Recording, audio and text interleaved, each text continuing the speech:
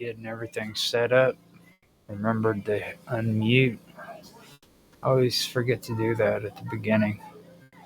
I don't know why. So maybe on the beam, it started kicking in. I got to test the audio.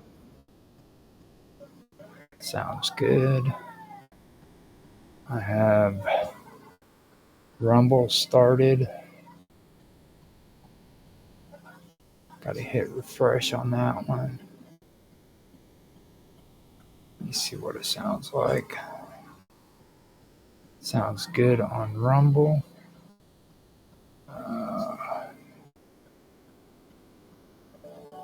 Let me see something real quick. It should be starting on Kick or on X. Let me see if it's going there. Every time I go in here, it's always got the little wheel turning. Yeah, okay, so that's going good on DLive, and it's going good on Twitch, going good on Kick. YouTube is firing up. Okay, so we have everything going except for Strange Stories on X. Now I'm waiting to see if that one sounds good. Doing my audio tests. Hit refresh on it. It gives me issues every time. Let me see now. Still giving some issues.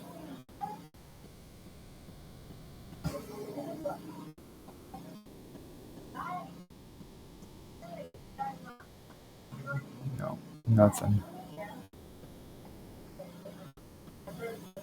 I'm going to have to switch over to the producer. See what's going on there.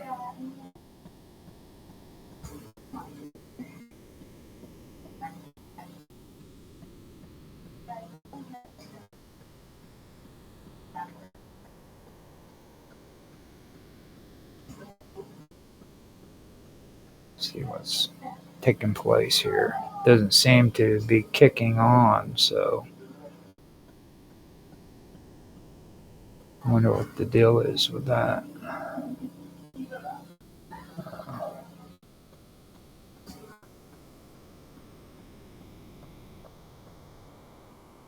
Yeah. That is interesting.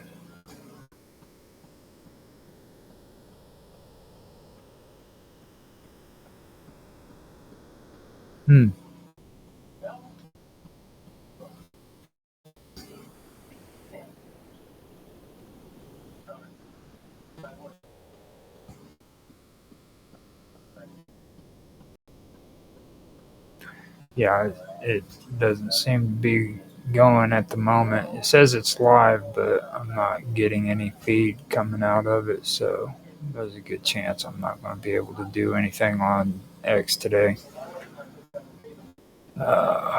So I am going to just go ahead and get the show started because I've got to get it going. I'm running a little bit late. Actually, I'm running almost an hour late from the show. Now, today I am doing another episode of Strange Stories.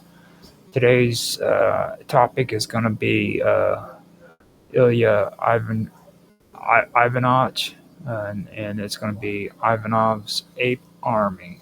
This is a project that I've been wanting to actually put on video for quite some time, and it's actually been one of the first things I actually started doing research in when it comes to this. I wanted to add some of my weird science to my strange stories. At one time, I was planning on maybe doing an entire series for just weird science, but I decided to not do that because it'd be just easier to set it up inside of the Strange Stories and added as a part of the Strange Stories video series. So that's what I'm going to do. Today's episode is going to be about Ilya Ivanovich Ivanov and his army of apes, which is a very interesting story. It relates to some of the stuff going on today. So with that, I'm going to take a drink of my coffee and start this episode. Hope you guys enjoy. Now, Ilya Ivanovich Ivanov is, or he was born in 1870. He ended up dying in 1932. Now, he was a Russian and a Soviet biologist, best known for his pioneering work in artificial insemination and controversial attempts at creating human-ape hybrids. And before I get started with this, I'm going to tell everybody this isn't the stories or any of the folklore or any conspiracy theory. Okay, this is fact. So all the stuff that I'm going to be reading here is stuff that actually is documented and true. So just to let you know, I'm not talking about any kind of conspiracy theory or nothing. This is stuff that actually took place in history. Now, Ivanov was a pioneer in developing artificial insemination techniques, particularly in horse breeding. His methods significantly increased the efficiency of selective breeding and were later adapted for use in other livestock and even humans. Now, he experimented with crossbreeding closely related to species such as zebras and horses. He created the zebroids and bison with domestic cattle. So his work laid the foundation for hybridization research in genetics as well.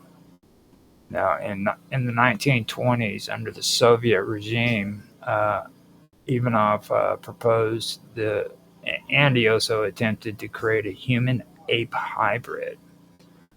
Now, he traveled to Africa to inseminate female chimpanzees with human sperm, but failed to achieve results.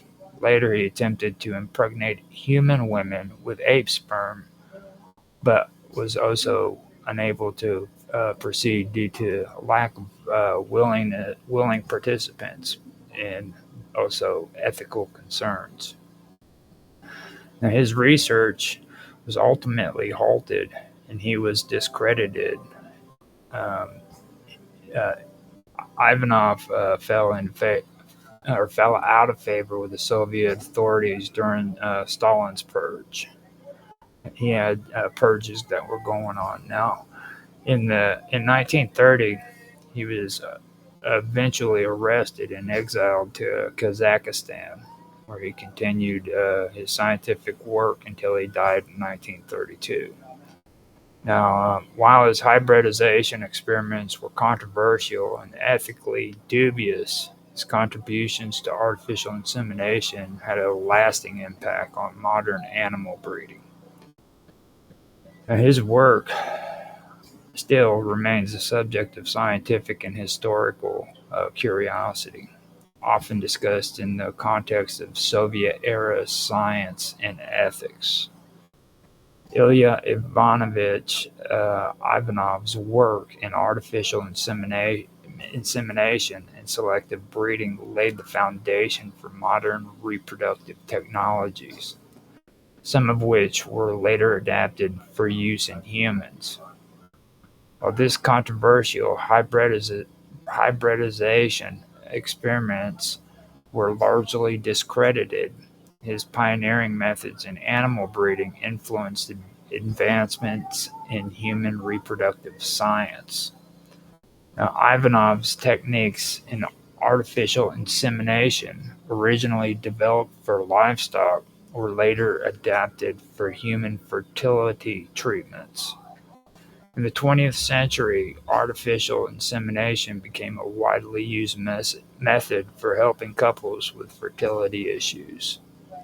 The process involved sperm collection, preservation, and controlled insemination, principles that Ivanov refined in animal breeding.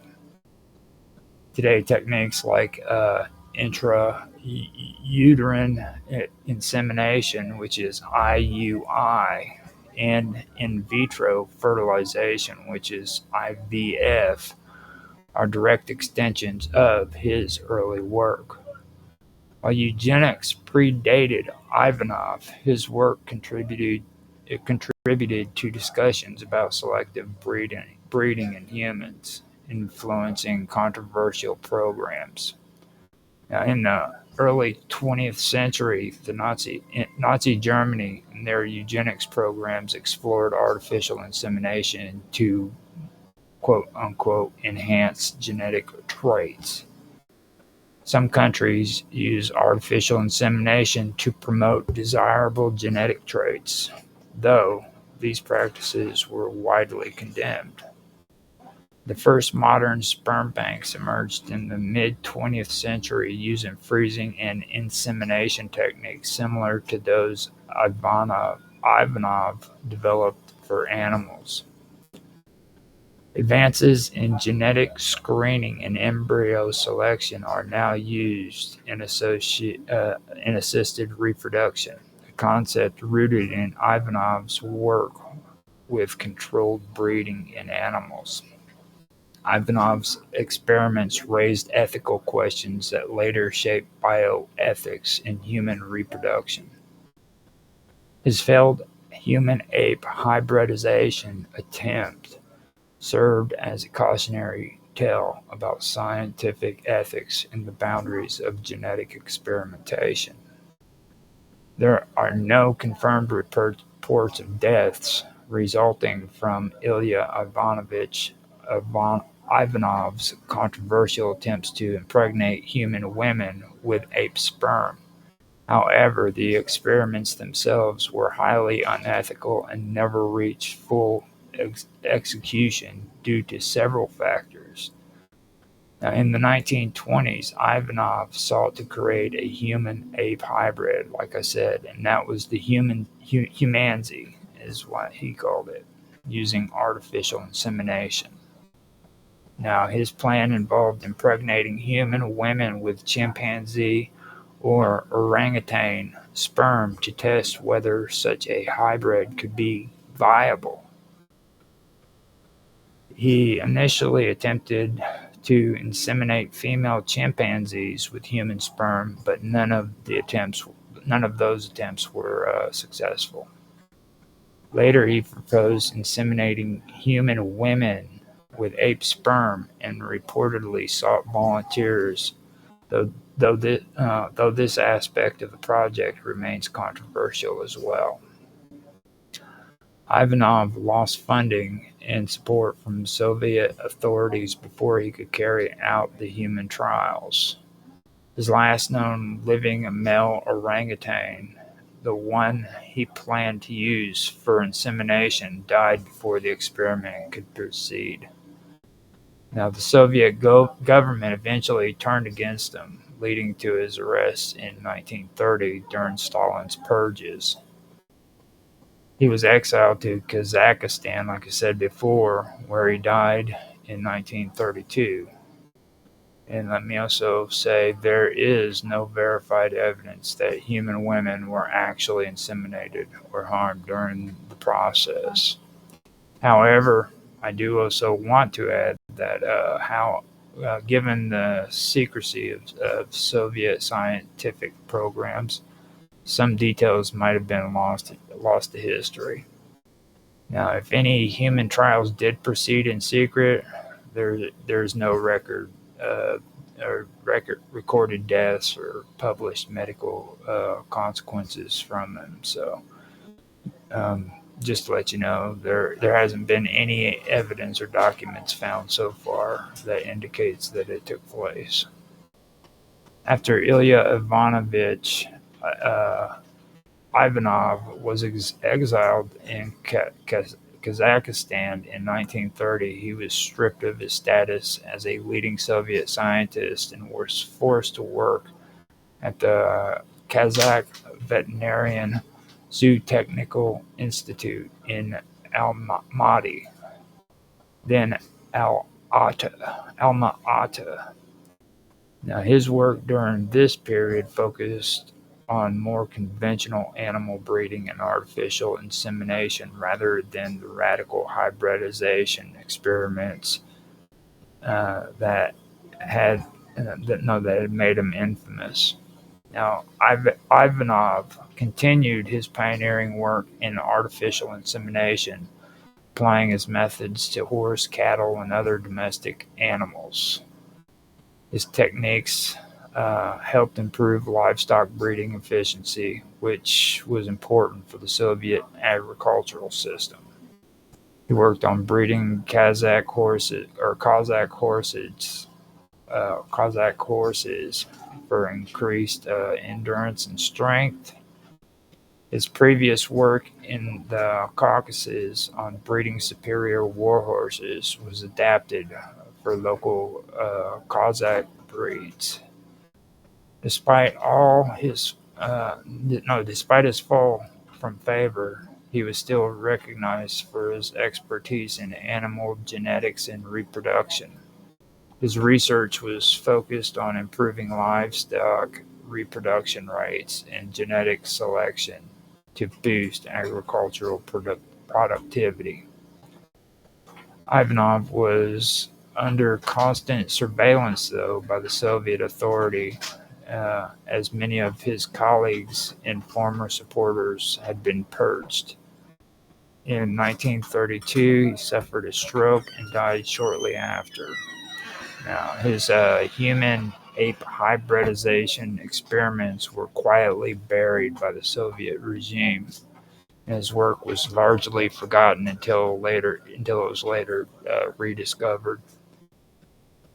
Though his career ended in scientific exile, his contributions to artificial insemination lived on and were later applied to human reproductive technologies, but without the unethical hybridization attempts he had once pursued. Now, Ilya Ivanovich Ivanov's attempts to impregnate human women with ape sperms were halted due to several ethical, scientific, and political concerns.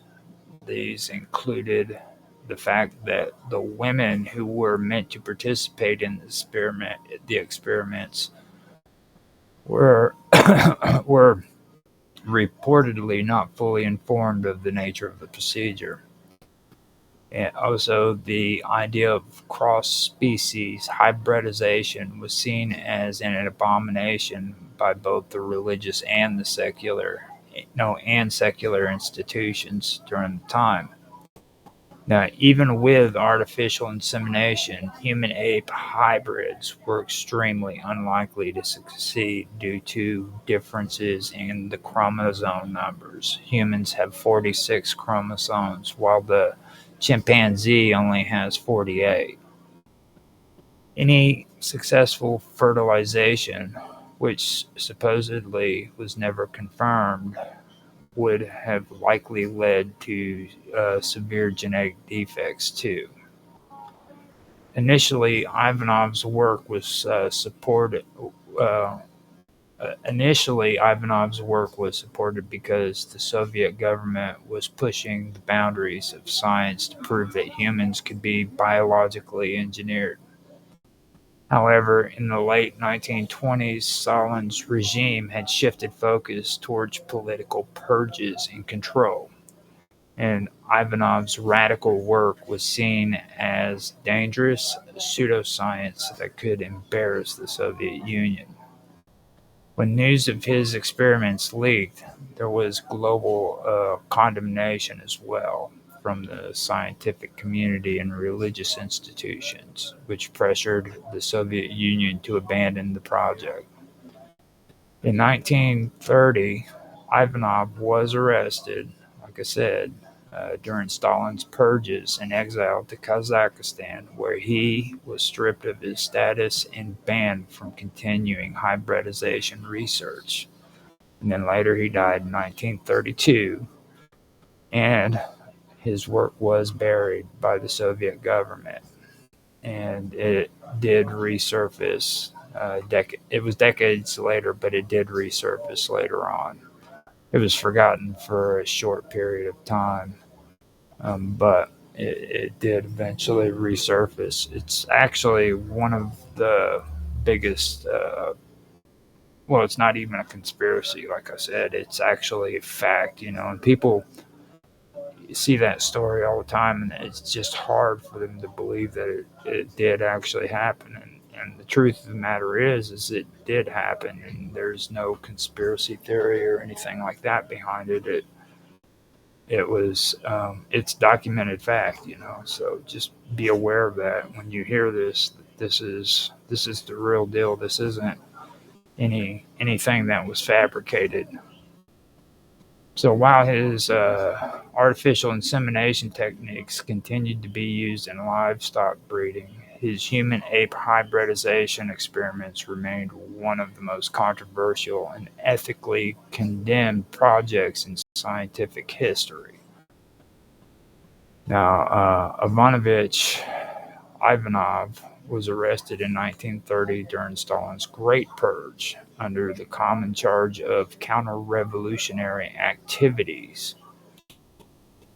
He was linked to scientists and intellectuals who were falling out of favor with the Soviet regime, basically. Now, the Communist Party had tightened control over the scientific research, favoring only work that aligned with the Soviet ideologies. His experiments, particularly the human-ape hybridization project, were increasingly viewed as unscientific, wasteful, and embarrassing for the Soviet Union. The government was shifting towards applied sciences like industrialization and military technology, rather than radical biological experiments.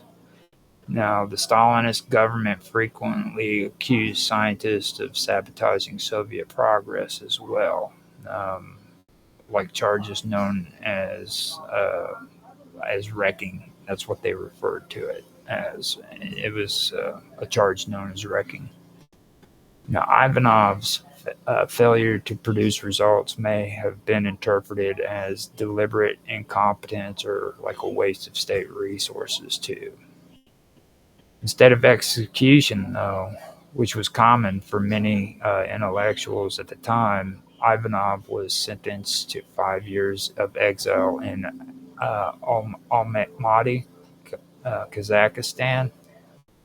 He was barred from continuing his research and forced into a less controversial scientific role in veterinary medicine. But he ended up dying a couple of years later in 1932 while he was still in exile. Now, his arrest was part of a broader crackdown on intellectuals and scientists who did not conform to Soviet ideology, and his work was largely suppressed until after the fall of the USSR. Now, the Soviet Union had an aggressive state-controlled approach to science, often prioritizing ideological conformity and practical application over ethical considerations. Scientific research was heavily influenced by Marxist Leninist ideology, and ethics were often subordinate to political and economical goals. All scientific institutions were state-run, first off, meaning that researchers had to align with political directives from the Communist Party. Now, funding and career advancement were contingent on adherence to ideological goals. The government heavily funded nuclear physics, aerospace technology and military research, leading to successes such as Sputnik in 1957 and the development of ICBMs. Now, human biology and genetics, however, were politicized and censored, especially under Stalin. Scientists who disagreed with official doctrine were often imprisoned, exiled, or executed. Uh, that would have to do with the Lazinsko affair, also, and we'll get into that here in a minute. Now, many research projects were shut down because they were deemed Borgias or Western. Now, Trofim Lysenko rejected Mendelian genetics and promoted Lamarckian inheritance, claiming that acquired traits could be passed down. Now, his influence led to the persecution of real geneticists, such as Nikolai Vavilov, who was arrested and died in prison. Now, this set back Soviet biological science by decades, leading to famines due to failed agricultural policies. And for me, I kept that in, but let you know, I don't really believe that a lot of the things that biology is doing is actually doing anything good when it comes to agriculture. So I'm not really a big fan of saying that biology prevents famine. That's a little bit too far fetched for me. So I did want to mention that. I was debating on keeping that in or going ahead and taking that out because it was in some of my notes, but going through and doing my edits, I decided to just go ahead and keep it in. Now, Soviet medicine and psychology conducted covert experiments on human subjects, often without consent. Psychoactive drugs, sleep deprivation, and isolation studies were performed on political prisoners in psychiatric hospitals. Um, and Ivanov's ape-human hybrids project was ethically questioned, but approved because it fit with the Soviets' desire for scientific dominance. Now, early Soviet cosmonaut trials involved brutal endurance tests too, such as extreme G-force exposure, isolation, and physical punishment. Now, Leica, the first dog in space in 1957, was knowingly sent on a one-way mission with no means of survival, a decision criticized by in later years. The USSR was the first to send a satellite, which was Sputnik, and a human, which was Yuri Gagarin, into space. This political and scientific victory pressured the U.S. into launching NASA in the Apollo program.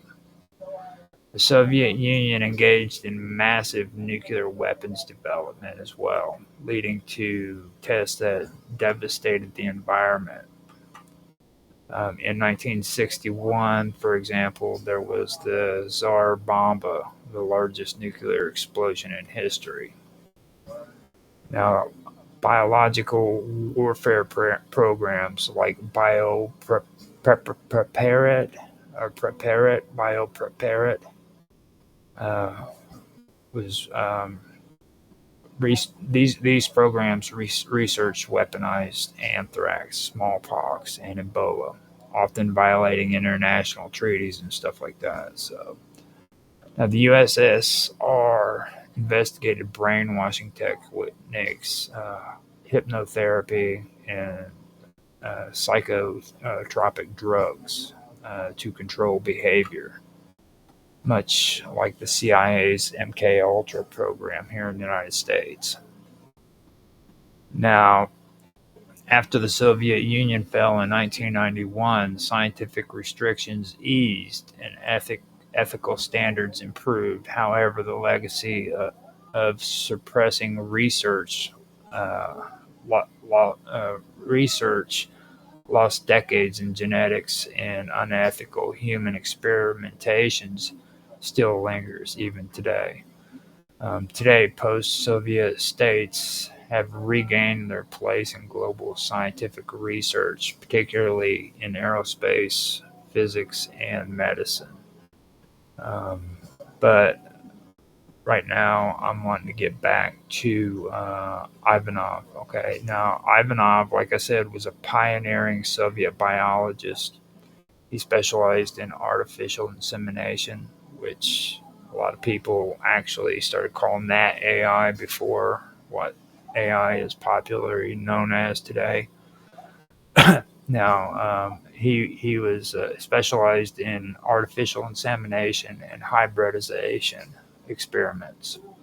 His work, like I said, laid down the groundwork for several reproductive technologies that were later refined and adapted for human use. So now we get into how a lot of his work laid down the groundwork for technologies and stuff that are being used today. Now, Ivanov was one of the first scientists to perfect artificial insemination, which is AI techniques in animals, significantly improving breeding efficiency.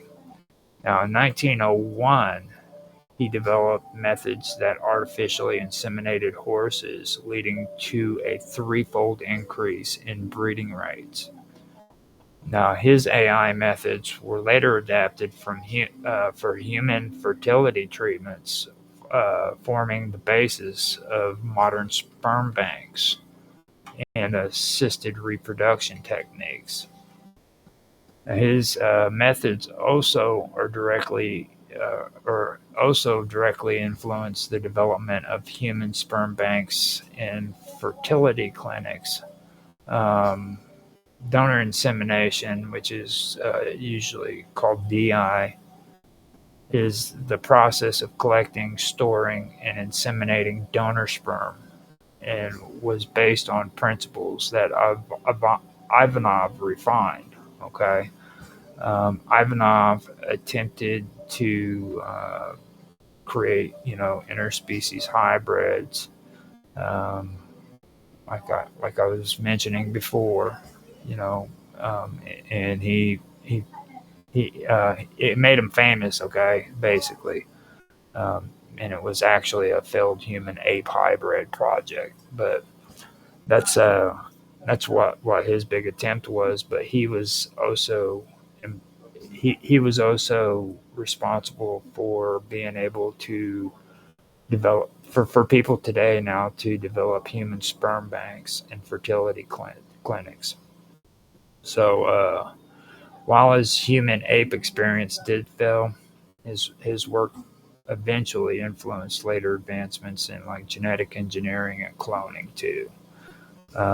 Animal cloning and genetic hybridization techniques inspired by Ivanov's hybridization efforts contributed to modern cloning techniques such as the cloning of Dolly the sheep in 1996. Um, Now, while controversial, his ideas did lay the conceptual groundwork for stem cell research and xenotransplantation, which is using genetically modified animal organs for human transplant. Now, Ivanov's experimented with freezing sperm and eggs for later use, an idea that eventually evolved into cryopreservation. Though his freezing techniques were crude, they contributed to the development of modern sperm and egg freezing for fertility preservation. Today, frozen sperm, eggs, and embryos are routinely used in IVF, and that's IVF is in vitro fertilization. Now, embryo freezing in surrogacy is the ability to store and later implant fertilized eggs into surrogate mothers. Um, builds Now that builds upon Ivanov's early research too. So that's where that comes from. Now, Ivanov's innovations in artificial insemination, or AI, and reproductive manipulation paved the way for later advancements in human fertility treatments. His work in sperm collection, insemination techniques, and embryo manipulation influenced modern in vitro fertilization and reproduction endocrinology, I guess they call it. Now, in vitro fertilization is the technique used in egg fertilization and in implantation, and it traces back to Ivanov's AI research. Uh, cytoplasmic sperm injection, which is shortened down to ICSI, is the precise injection of sperm into an egg used in fertility clinics.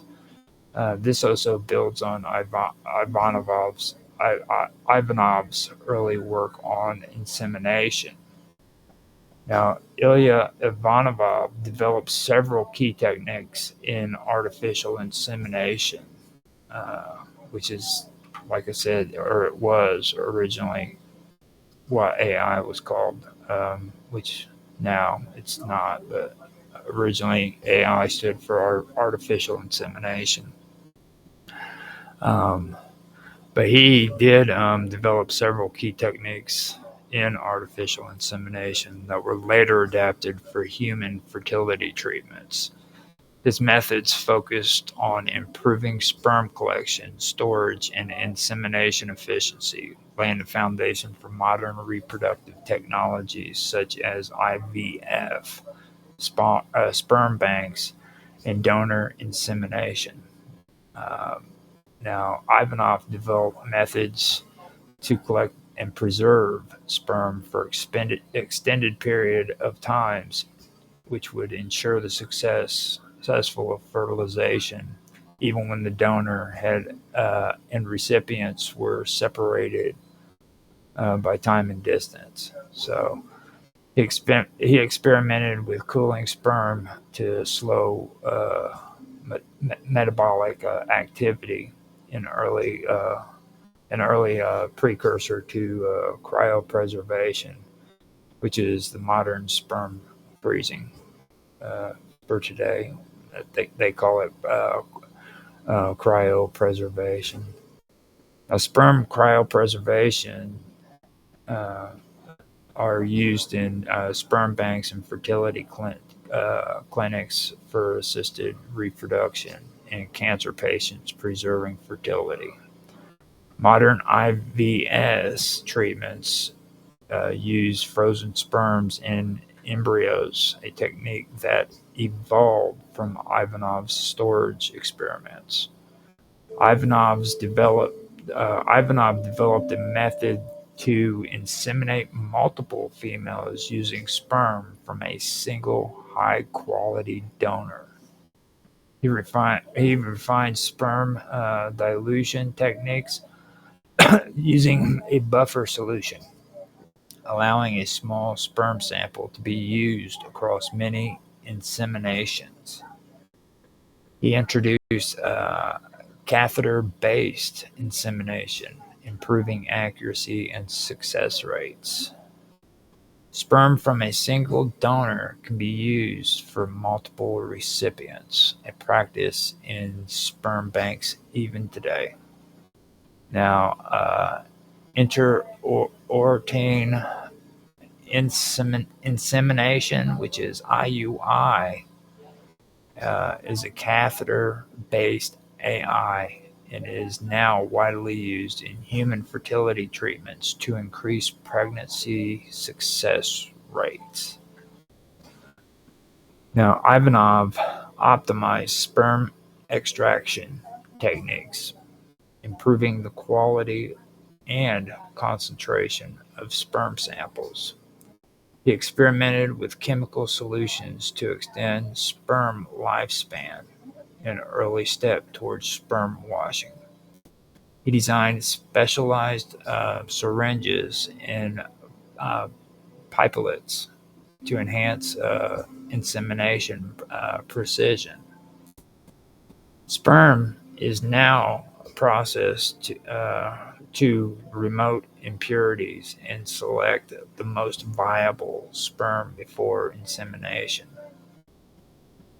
Advanced sperm injection methods in IVF build upon Ivanov's precision techniques. They build upon Ivanov's precision techniques. Ivanov's hybridization attempts, horse zebra, human ape, artificial intelligence, explored the limits of sperm egg compatibility and fertilization efficiency. Through ethically questionable, his study of interspecies reproduction provided insights into genetic barriers and reproductive compatibility, influencing later studies in human fertility genetics. Pre-implantation genetic testing, which is PGT, is used in IVF, in vitro fertilization, to screen embryos for genetic diseases influenced by early genetic studies like Ivanov's. Today's reproductive science often tests fertility treatments on animals before applying them to humans.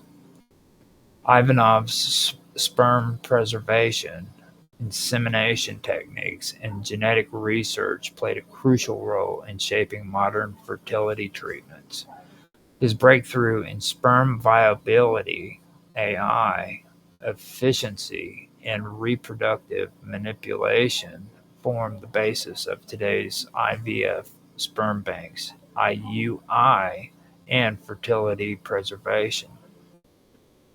Ilya Ivanov, uh, no, Ilya Ivanov's early experiments in artificial insemination laid the foundation for modern human reproductive technologies like intrauterine insemination, which, like I said, is IUI, and in vitro fertilization, which is IVF. His pioneering techniques in sperm collection, storage, and insemination efficiency directly influenced the development of these assisted reproductive techniques, which is ART, A-R-T. Ivanov was the first to refine catheter-based insemination to precisely deposit sperm closer to the reproductive organs rather than rely on natural fertilization. His methods increased the chances of conception, which is the same principle behind IUI today. In modern IUI procedures, washed and concentrated sperm is injected directly into the uterus, bypassing the cervix to improve pregnancy success rates. Ivanov's techniques of sperm dilution and precise insertion sets the groundwork for this approach. Ivanov developed methods for enhancing sperm quality, which led to modern sperm washing techniques. He experimented with chemical solutions to keep sperm viable for extended periods, ensuring high motility, an essential factor in today's IUI. Today, sperm is processed, which is another word for washed, to remove dead or low motility sperm, just as Ivanov sought to improve sperm quality before insemination. His work in sperm selection and viability led to the ability to use donor sperm banks for IUI, just as he successfully inseminated animals using preserved sperm. Ivanov discovered that increasing sperm concentration and depositing it closer to the egg raised fertilization rates. He also pioneered mass insemination, where multiple females could be inseminated by a single high-quality donor sample, a technique widely used today in sperm banks and donor insemination. Donor IUI uses the same principles, allowing a single donor's sperm sample to be processed and used in multiple recipients.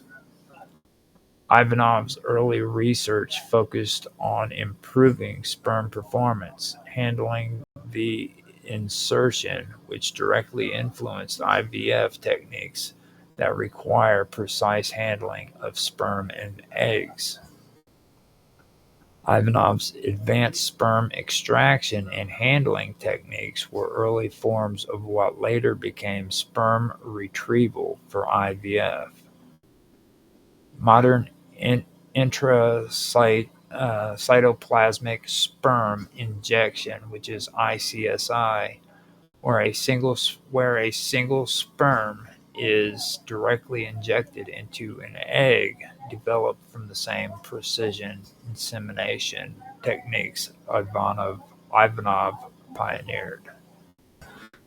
One of Ivanov's most groundbreaking contributions was his early work in sperm preservation, which later influenced cryopreservation, sperm freezing, a vital aspect of in vitro fertilization.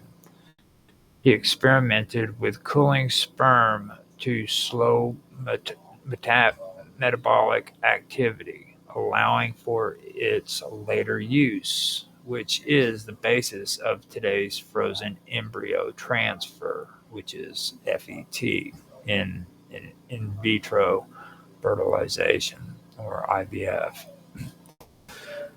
Today, sperm and embryos are frozen and stored for later use, just as Ivanov developed a long-term sperm storage to allow fertilization after collection. Although controversial, Ivanov's experiments in cross-species hybridization explored the limits of egg-sperm compatibility and early genetic manipulation, concepts that later influenced human fertility treatments. His studies in reproductive genetics paved the way for modern advancements like pre-implantation genetic testing, which is PGT, to screen embryos for genetic disorders before IVF implantation. Genetic research on fertility treatments, which ensures compatibility between donor sperm and recipient eggs.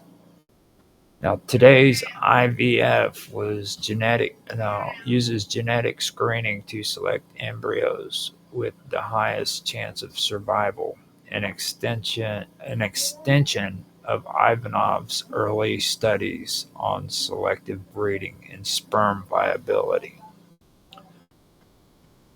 Ivanov's pioneering artificial insemination, sperm preservation, and genetic research directly paved the way for IUI and IVF. His breakthroughs in sperm storage, insemination efficiency, and fertility enhancement techniques remains the foundation in modern assisted reproductive technologies. During the early 20th century, eugenics and pseudo-scientific beliefs in improving the genetic quality of the human population was widely adopted in various countries, including Nazi Germany, the United States, and other parts of Europe. Artificial insemination became one of the controversial tools used to control reproduction and promote the idea of radical purity by enhancing what were considered desirable genetic traits. Eugenicists used artificial insemination for the selective breeding of humans in an attempt to create superior populations while suppressing the reproduction of those they deemed genetically inferior.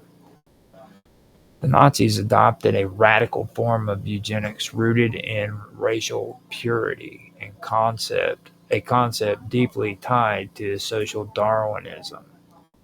They believed that certain races, particularly those of Aryan descent, were superior, while others, including Jews, Romani people, and those with disabilities, were deemed subhuman or genetically inferior. This ideology led to the establishment of a systematic approach to controlling reproduction through forced sterilization, euthanasia, and selective breeding.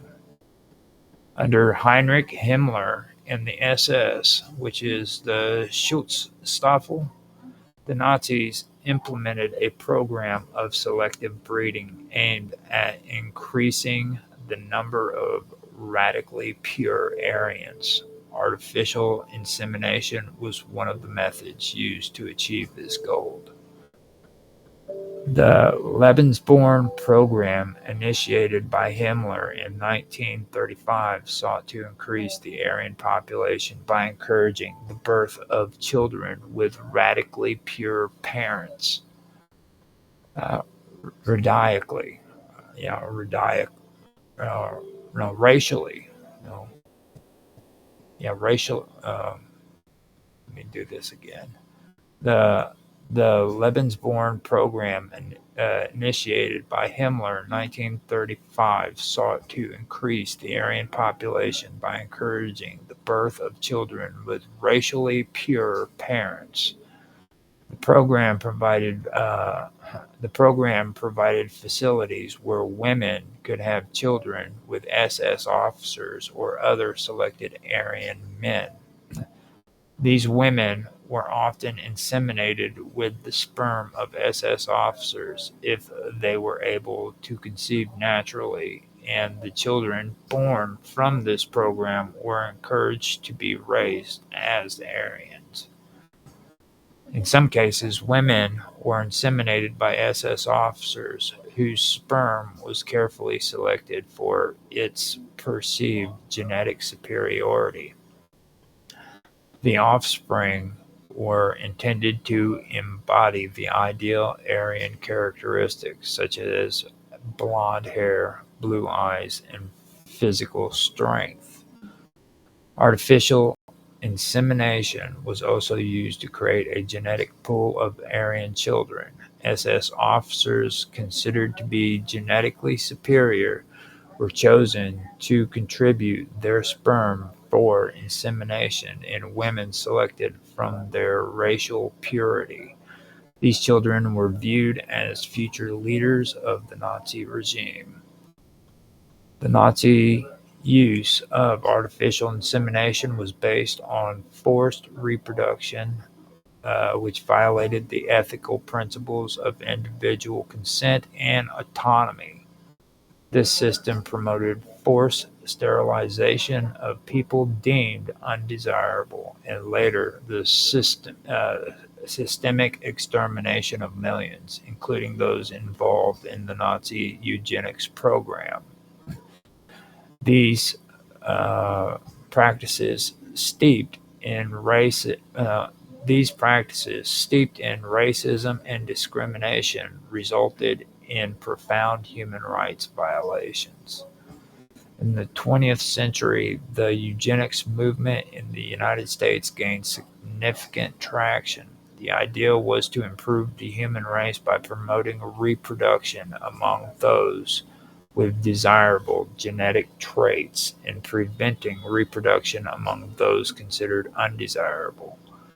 Although eugenics policies in the U.S. did not involve the same degree of state-sanctioned reproductive manipulation as in Nazi Germany, artificial insemination was still used as part of efforts to control breeding.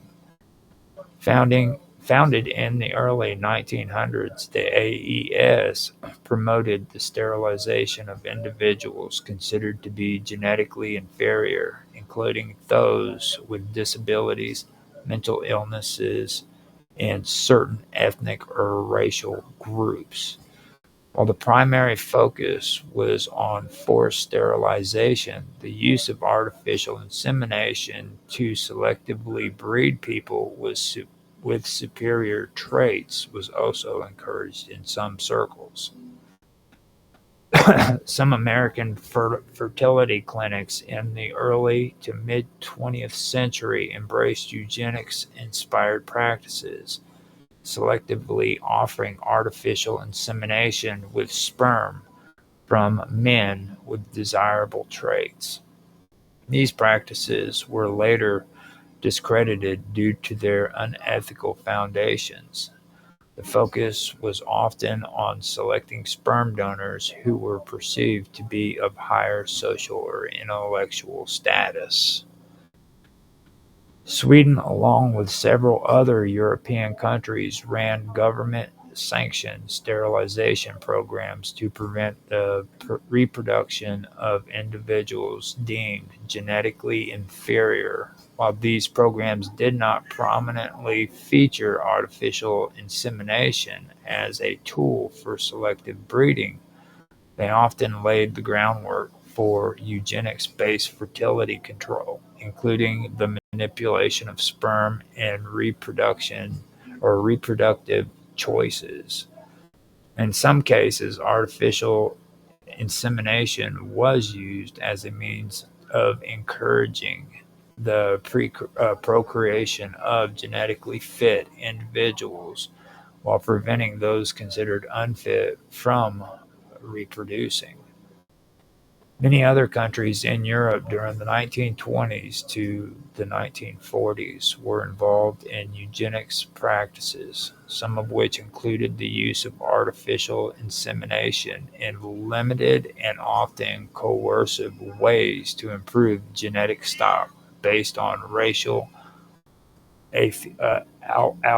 ableist, and classical ideologies.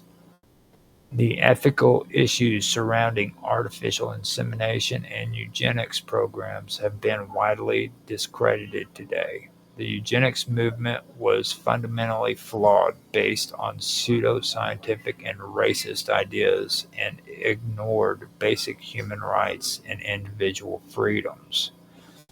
In both Nazi and other eugenics programs, many individuals were coerced or forced into reproductive decisions with no consent from the individuals involved. Eugenics programs promoted discrimination based on race, class, mental health, and disabilities, creating a genetic hierarchy that marginalized entire groups of people. Forced sterilization, human experimentation, and state-sanctioned violence committed in the name of eugenics left a legacy of human rights abuses that still affect the descendants of those targeted by these programs today. To use The use of artificial insemination in Nazi Germany and various eugenics programs in the early 20th century was part of an effort to control reproduction and promote the breeding of humans with desirable genetic traits. often along often along the lines of racial purity and societal ideals. In these programs, artificial insemination was used to selectively breed individuals with specific physical, intellectual, or racial characteristics deemed superior, while forcibly sterilizing or preventing the reproduction of those considered genetically inferior. These unethical practices, rooted in discrimination and pseudoscience, have left a dark legacy in the history of reproductive medicine and human rights. Embryo selection and genetic screening are advanced reproductive technologies used in assisting reproduction to help selected embryos that are genetically healthy or have certain traits, reducing the risk of genetic disorders. These technologies are used in conjunction with in vitro fertilization, which is IVF, and other assisted reproductive technologies, which is ART or ART. Now, embryo selection refers to the process of choosing the healthiest or most genetically desirable embryos for implementation during IVF. The goal is to increase the chance of a successful pregnancy and reduce the risk of genetic disorders or diseases. There are various methods used for embryo selection, most commonly pre-implantation genetic testing, which is PGT. Pre-implantation genetic testing involves testing embryos for specific genetic disorders or chromosomal abnormalities before they are implanted into the uterus. There are three primary types of PGT. There's PGTA, pre-implantation genetic testing for uh, aneuploidy, and this screens for chromosomal abnormalities in the embryo.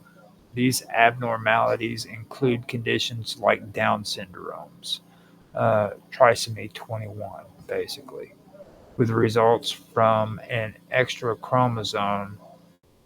Now, PGTA identifies embryos with the correct number of chromosomes, increasing the chances of successful implantation and reducing the risk of miscarriage and chromosomal disorders.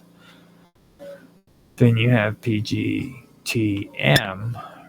that's pre-implantation genetic testings for monogenic diseases, and this is used to screen embryos for single gene disorders or monogenic diseases.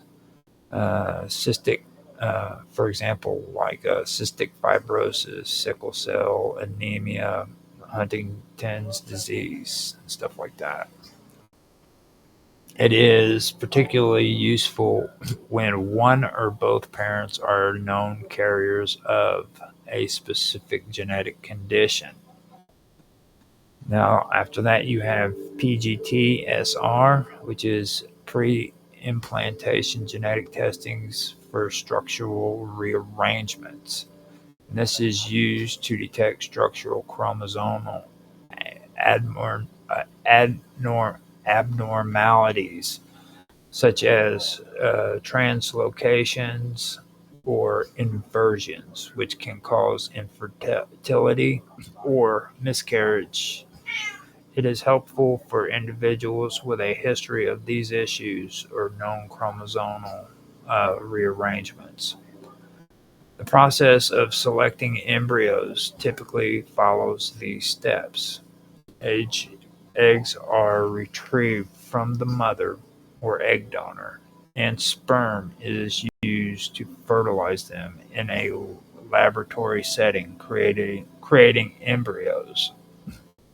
Now, the embryos are cultured for a few days, usually up to 5 or 6 days, at which point they are. Hold on, I've got to get this cat out of here.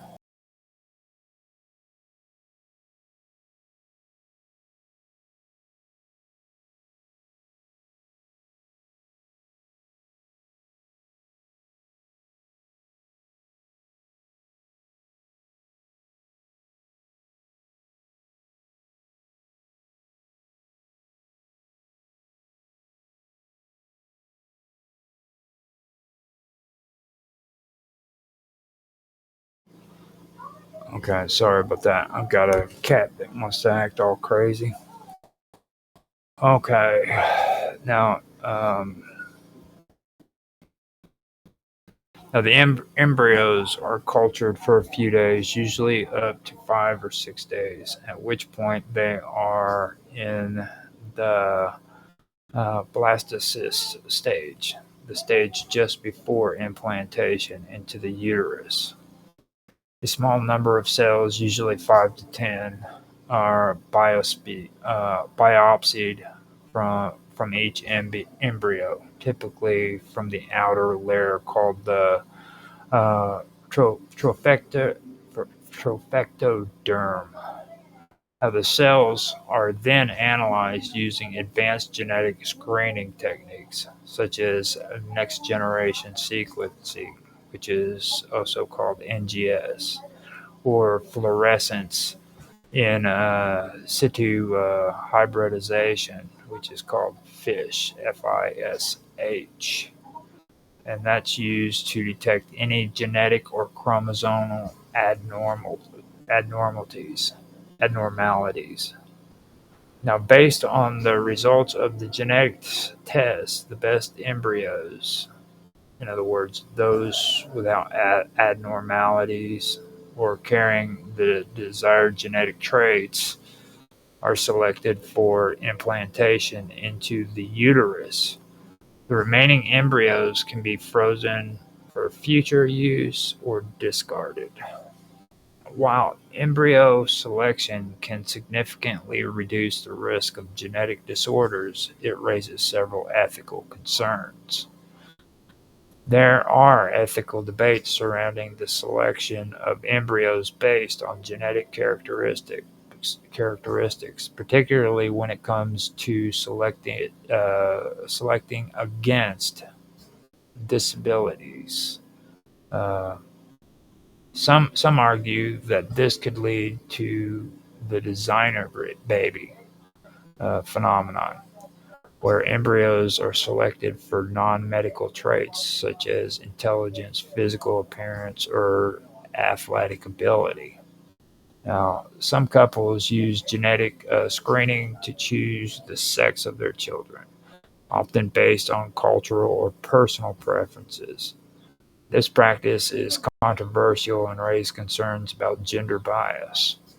Now, the ability to select embryos with desired genetic traits can be seen as a form of modern day eugenics, where certain genetic traits are valued over others. This has raised fears of social inequality and discrimination against individuals born with undesirable genetic traits. Genetic screening is the process of testing individuals or embryos for genetic conditions, disorders, or predispositions to certain diseases. It plays a critical role in ensuring the health of offspring and is often performed in the context of assisted reproductive technologies.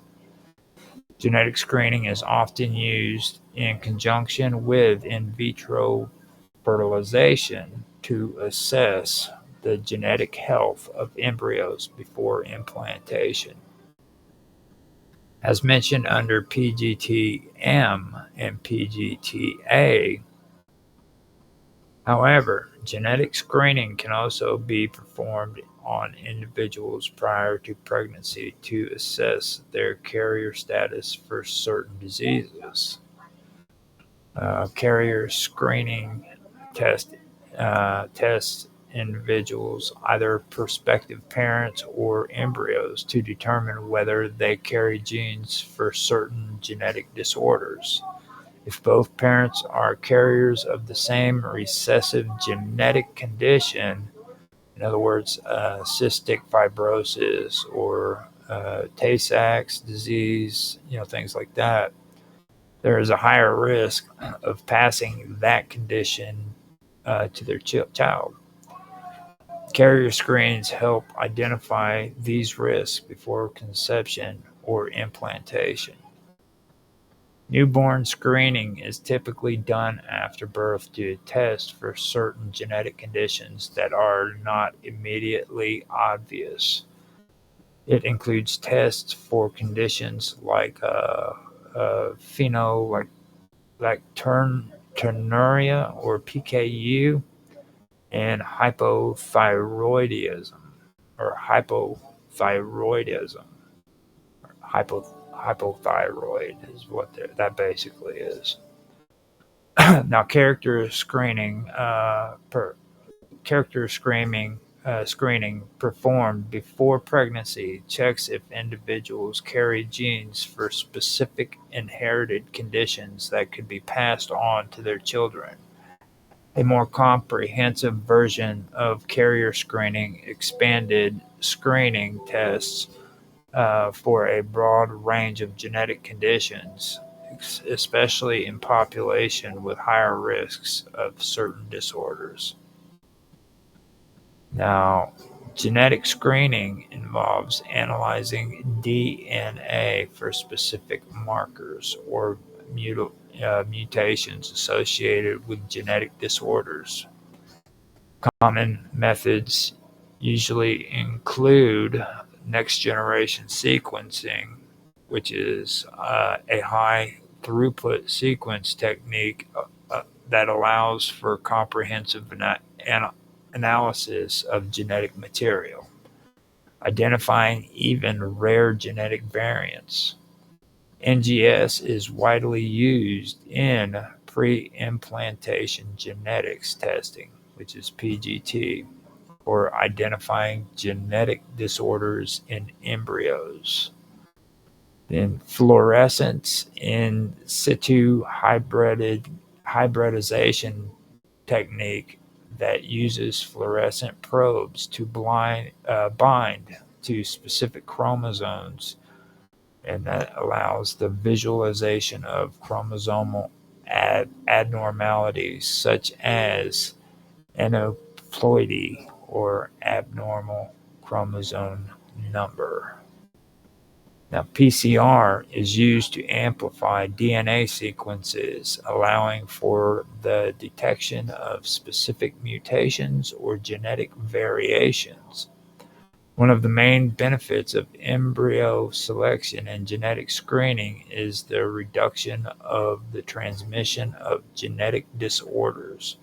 By identifying embryos with genetic issues or abnormal chromosomes, couples can avoid passing on conditions like cystic fibrosis, sickle cell anemia, Huntington's disease, and Down syndrome.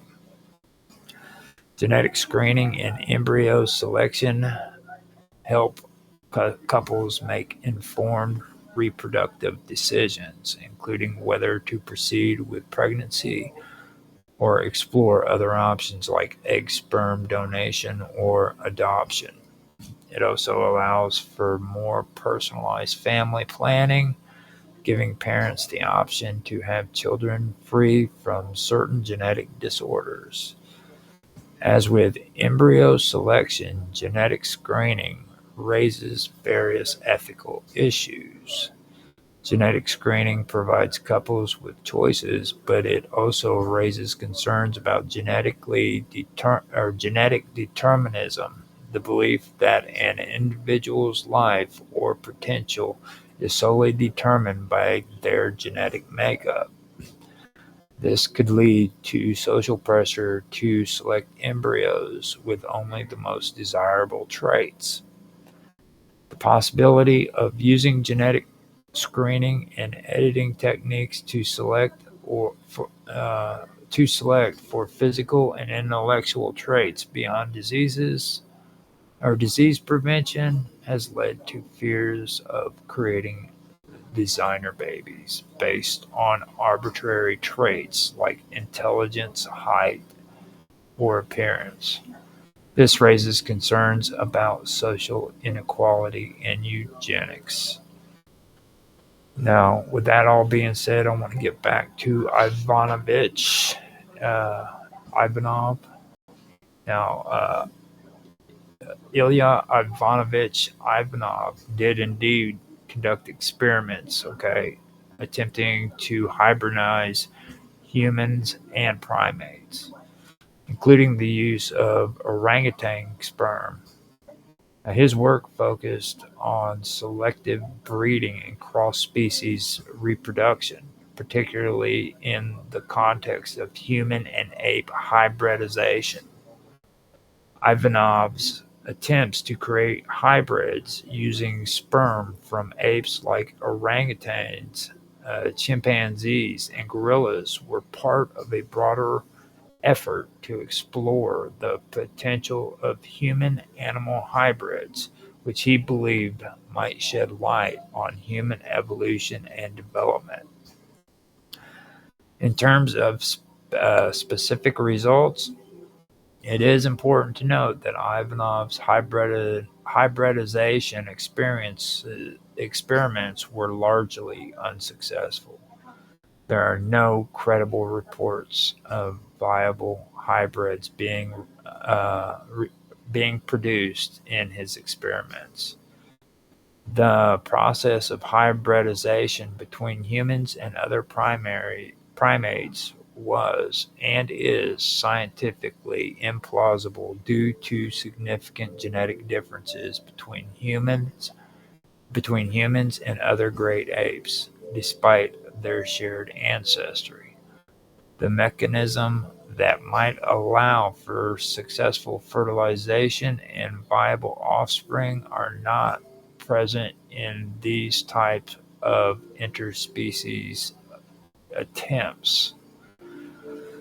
In Ivanov's case, it is known that he made several attempts to impregnate female chimpanzees with human sperm and female humans with ape sperm, but the results were inconclusive and controversial. The methods used and the ethical concerns surrounding these experiments further clouded the outcomes.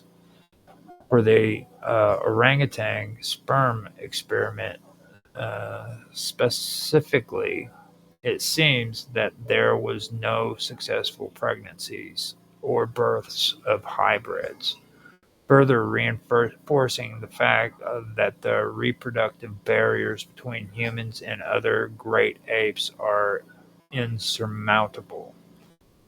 Additionally, scientific knowledge and the ethical standards have since evolved, and such experiments would not be conducted today due to the many moral, ethical, and biological concerns they raise.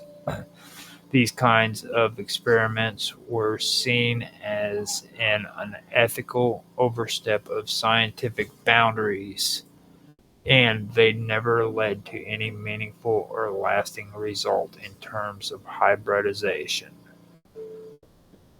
The experiments and the lack of success in creating viable hybrids also highlight the limitation of early genetic and reproductive science, especially when Ivanov attempted to push the boundaries of natural reproduction and hybridization using primates and humans.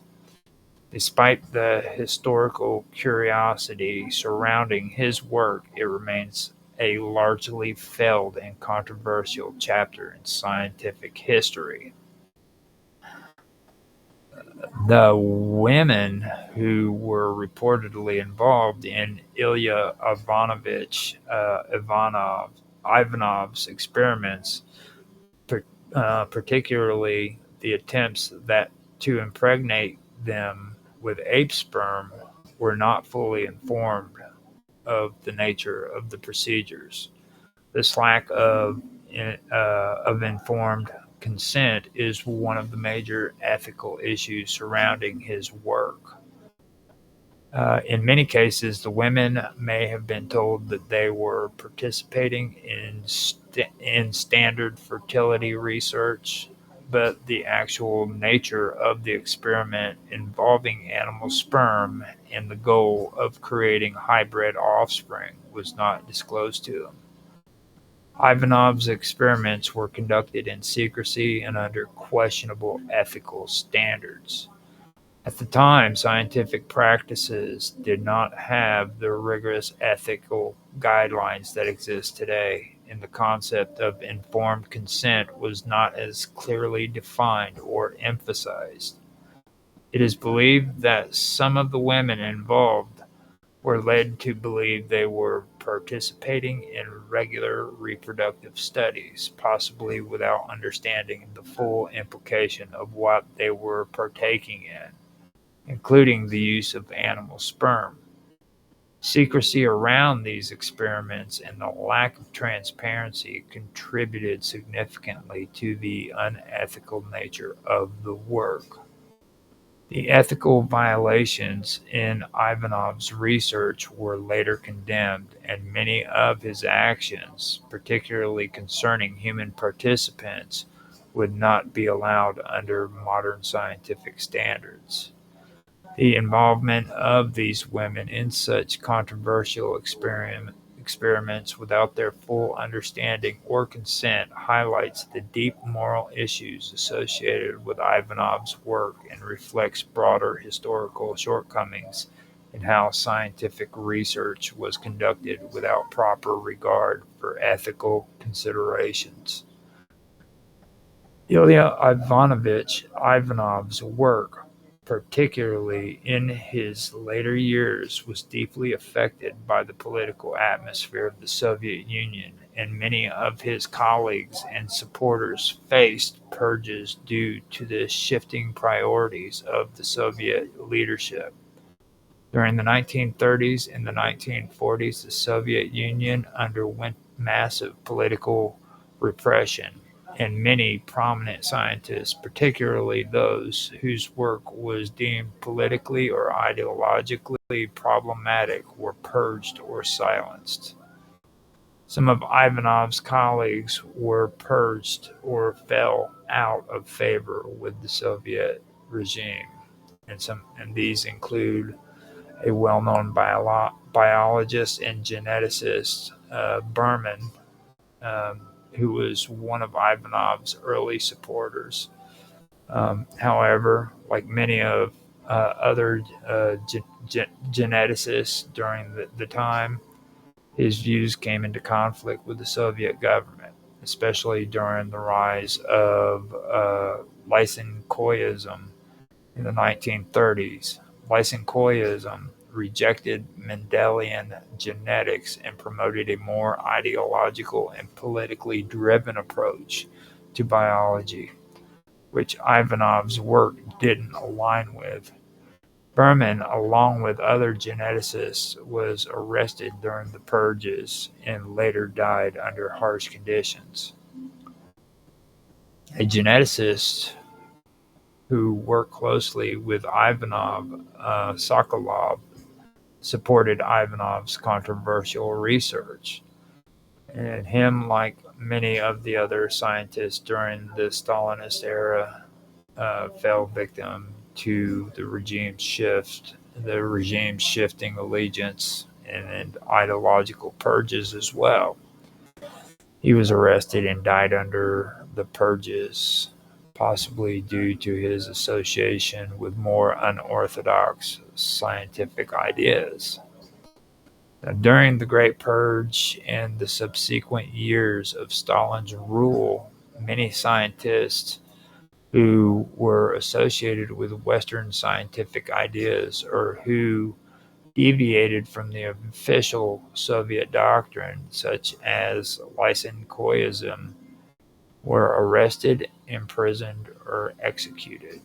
Ivanov's work, which had strong ties to Western concepts of genetics and reproductive science, was considered controversial by the state, and his connections to such individuals put him in a difficult position. In the 1930s, Soviet science underwent a dramatic shift under Trofim Lysenko, who promoted ideas that contradicted classic genetics. Ivanov, a proponent of Mendelian genetics and hybridization, found himself increasingly isolated as Lysenkoism took hold of Soviet biology. Lysenko's rise was politically motivated, and it led to the persecution and removal of many prominent scientists, including those who had supported Ivanov.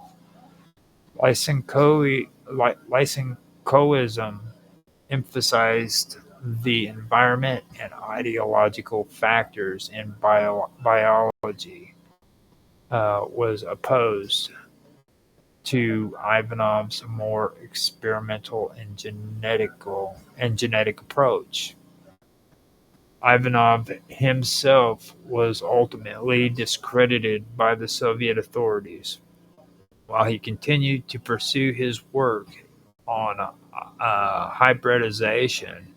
His ideas were increasingly out of line with the official Soviet scientific policies.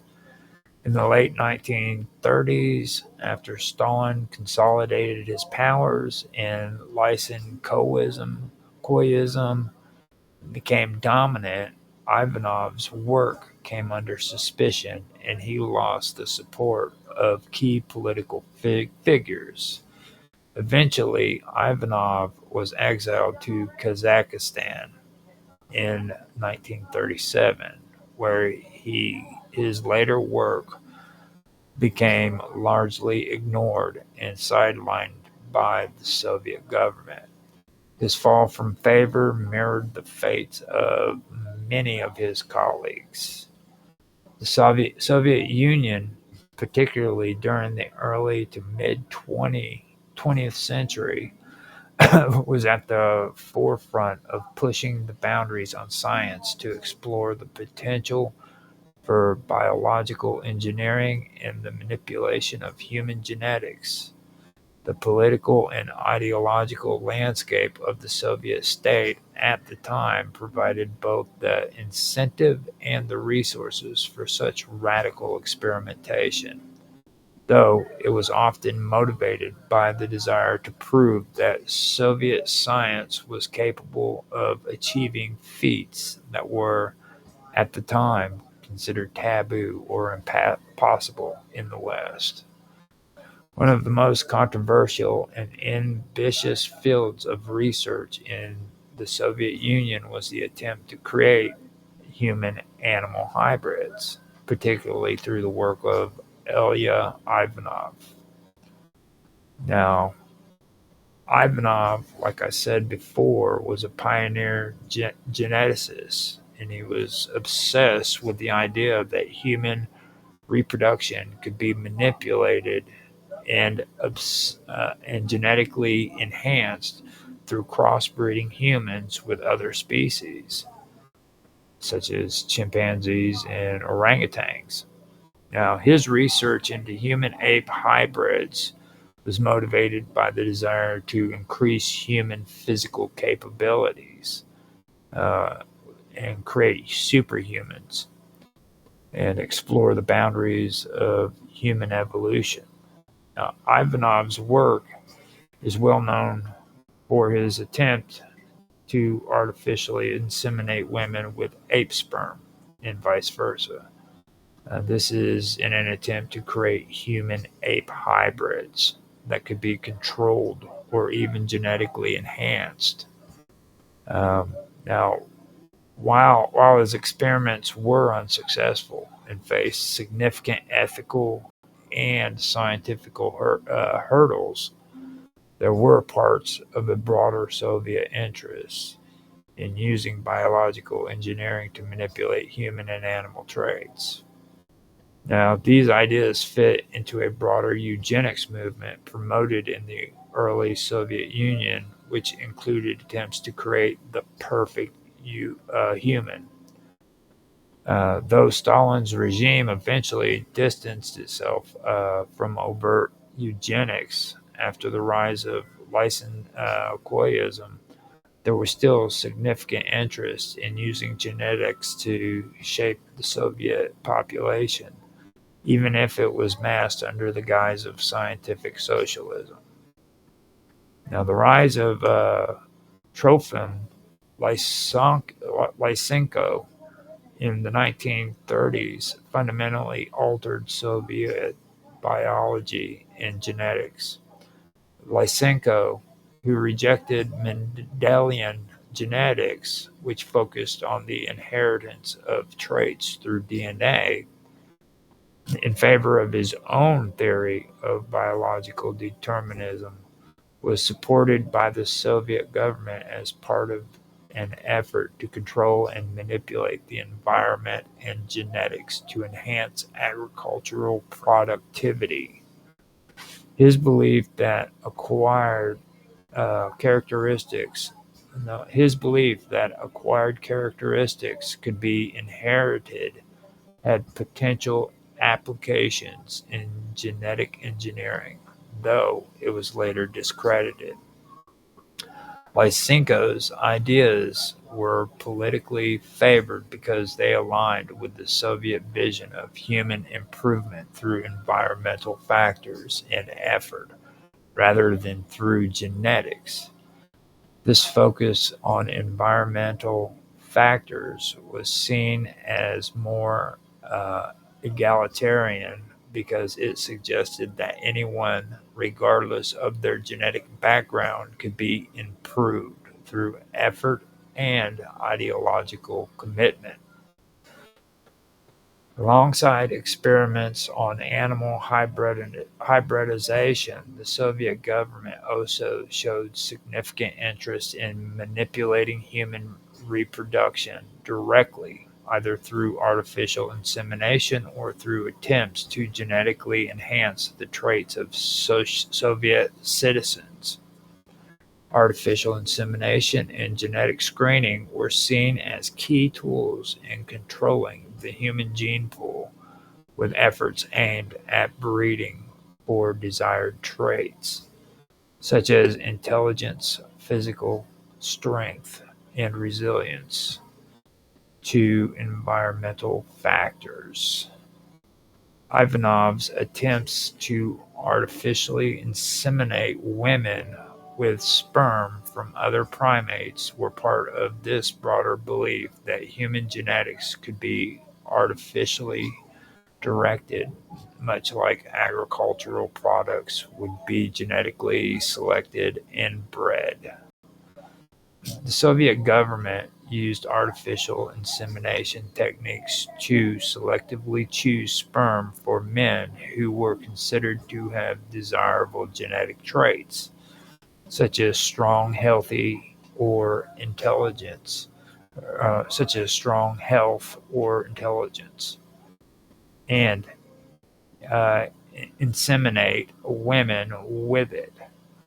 This was considered an attempt to improve the genetic pool of the Soviet Union, ensuring a stronger, more robust future generation to support the socialist cause. Soviet scientists, many of whom were heavily influenced by Marxist-Leninist ideology, believed that biology and genetics were subject to ideological manipulation and could be molded to reflect the greater social goals of the state. Much like the Soviet Industrial Revolution, which sought to turn the country into an economic powerhouse, the scientific community was viewed as having the potential to transform nature and biology to fit the needs of the socialist state. Under this thinking, genetics was not seen as a neutral science, but rather as a tool for achieving socialist progress. The Soviet government pushed the idea that eugenics and genetic control could enhance the human species to a level that could guarantee superiority over capitalist nations. The notion that the Soviet state could take control over nature and human biology was rooted in a broader ideological and scientific materialism and technological utopianism. uh, was rooted in broader ideology of scientific materialism and technological utopianism.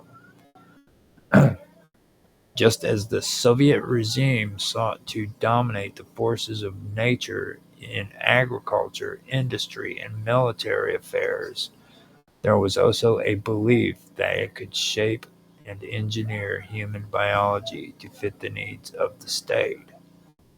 This led to experiments in genetic modification, reproductive technology, and other forms of biological engineering, such as the attempts to genetically select for desirable traits in the population, such such as the attempts to genetically select for desirable traits in the population. Many of these ideas were initially tied to broader eugenic theories, whereby all biological traits like intelligence, health, or physical appearance were considered fundamental to the success of the collective state. This in this way, the Soviet biological engineering programs were part of a larger effort to create a genetically superior population that could fulfill the vision of a socialist utopia and to use scientific methods to improve the species in line with the Marxist-Leninist ideas of progress and equality. Many of these Soviet-era experiments ran into major ethical challenges, especially with regards to the coercion of individuals and the manipulation of human genetics for political purposes. The idea of using genetics to create a superior human population led to serious debates about the morality of such practices and the human rights of those involved.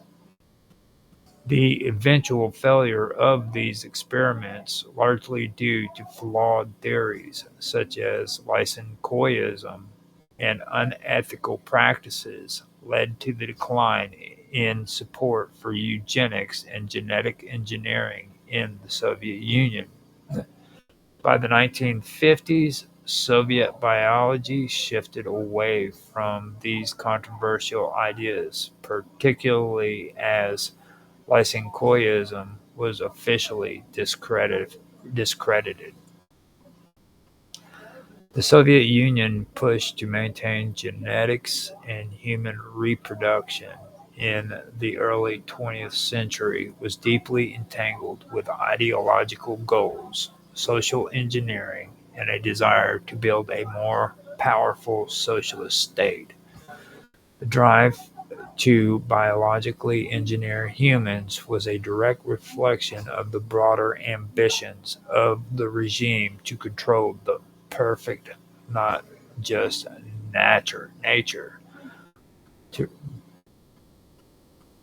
oh God, hold up now, let me go. Now, the drive to biologically engineer humans was a direct reflection of the broader ambitions of the regime to control the perfect, no, to control and perfect not just nature, but also humanity itself.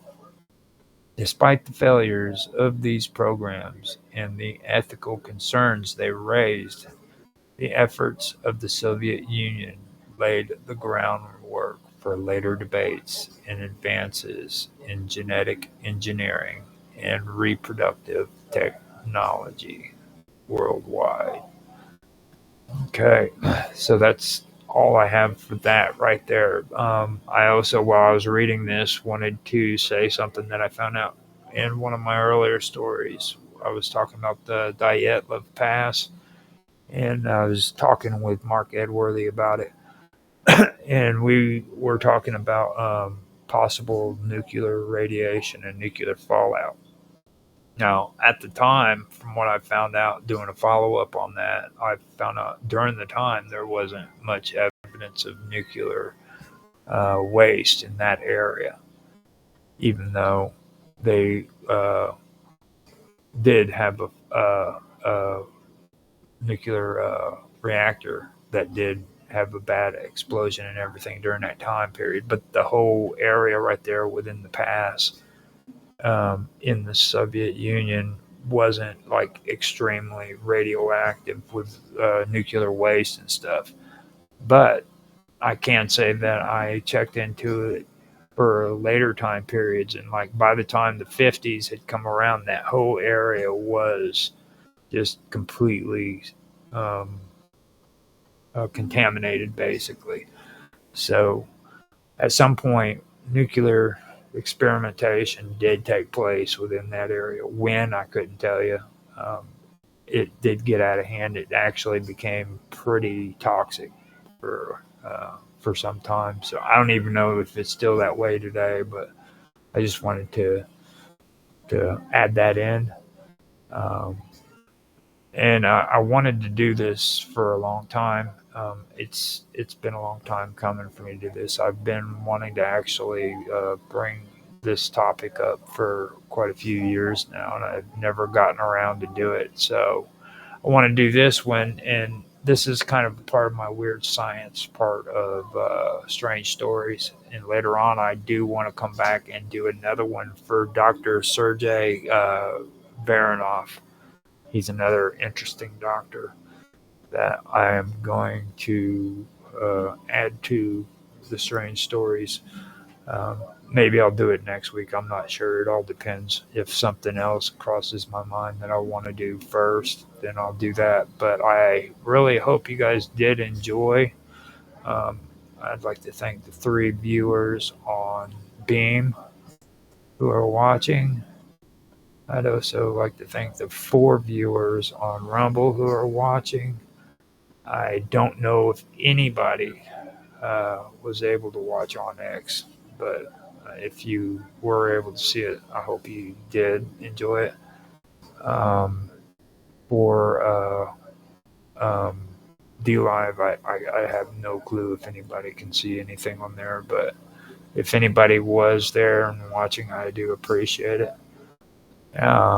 Now on Twitch, we don't have anybody. I have 1 viewer, but I'm pretty sure that's me. So um, I also don't have anybody on Kick, which is cool.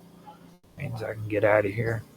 And for anybody who has been watching on YouTube, thank you. We've had 2 recurring viewers. That's what I do know. So had 86 views on YouTube. I hope you guys enjoyed this. And I'd like to say thanks once again. And I'm going to go ahead and end the stream. If you guys want to leave a comment, please do so. I'd love to talk in the comment sections about these topics. If you have anything that you want to add to it or any questions you'd like to ask, feel free to ask them. You know, like, subscribe, share, whatever, but most likely, or most definitely, leave a comment so that I can talk with you guys. So with that, I will now officially turn the stream off. Have a good night, guys.